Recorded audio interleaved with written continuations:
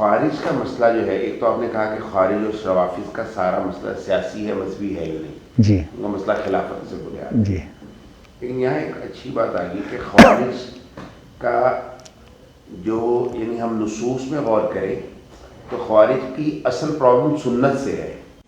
نہیں، اصل ان کی پرابلم یہ نہیں ہے، یہ ان کی بعد میں ضرورت پڑی ہے کہ وہ سنت کا انکار کریں.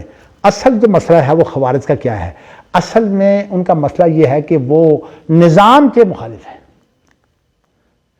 اس لیے جمہوریت جو ہے، جدید خوارج کا نظریہ جمہوریت ہے، کیونکہ یہ انارکی ہے.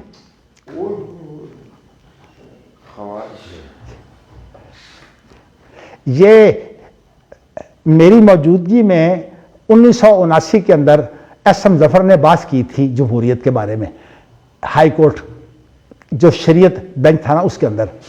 میں اس وقت موجود تھا، بلکہ اس کا میں معاون تھا، لیکن اس نے یہ میرے بغیر کی تھی، اور اس معاملے میں اس نے تیاری کسی اور سے کی تھی. وہ ایک منکر حدیث تھا، اس نے تیاری کی تھی. اس نے جمہوریت ثابت کرنے کے لیے. تو اس کے بعد یہ کتاب جو ہے، میں نے وہ سارا مواد دے دیا تھا مولانا عبد الرحمن کیلانی صاحب کو.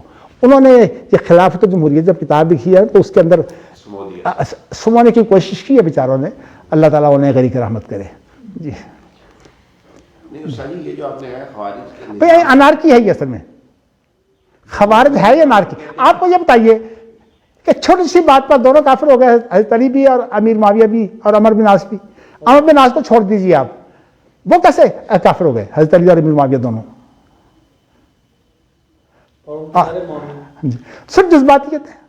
مطلب یہ ہے کہ اب ایک عورت جو کہے اور جی بات یہ ہے کہ میں بھی تو انسان ہوں، میں مرد کے تابع کیوں ہوں، جسم میرا ہے، میری مرضی.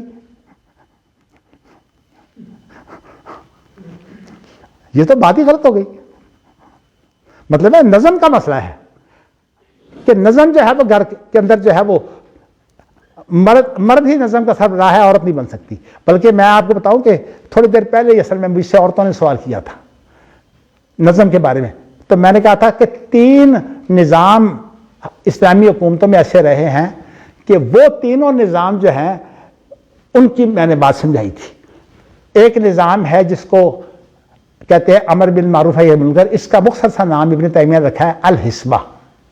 یہ صرف معاشرتی اصلاح کے لیے، مثلا ایک باپ جو ہے وہ بیٹی کی شادی نہیں کر رہا، یا اس طرح کی جو خرابیاں، ماپ تول کی خرابیاں، اس کا ایک نظام ہوتا ہے، اس کو بولتے ہیں امر بالمعروف نہی عن المنکر. سعودی عرب میں یہی نام ہے اس کا، حیات الامر بالمعروف نہی عن المنکر. اچھا، ایک ہوتا ہے حق و باطل کا فیصلہ یا زیادتی کا فیصلہ، اس کو بولتے ہیں عدلیہ.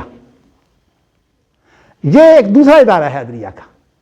اور ایک ادارہ ہے جو خود حسبہ اور جو عدلیہ کے جو جج ہیں ان کا جائزہ لیتا ہے کہ انہوں نے فیصلے صحیح کیے ہیں کہ نہیں. ان کو بولتے ہیں دیوان المظالم. سعودی عرب کے اندر یہ تینوں محکمے موجود ہیں. بلکہ یہ ہے کہ عدالت کا فیصلہ نافذ نہیں ہوا، اس کے لیے بھی سعودی عرب میں انہوں نے عدالتیں رکھی ہوئی ہیں، ان کو محاکم اداریہ کہتے ہیں.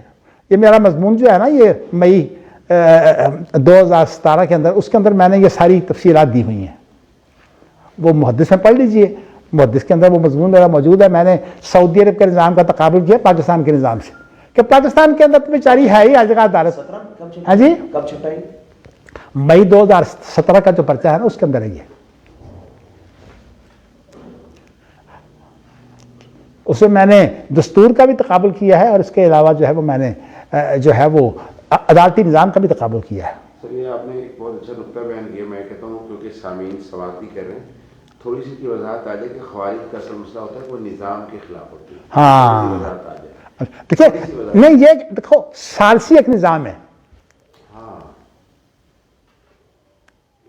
اور یہی نے دلیل دی تھی کہ قرآن مجید میں موجود ہے حکمہ من اہلہ وحکمہ، یہ بھی تو ثالثی کی قسم ہے.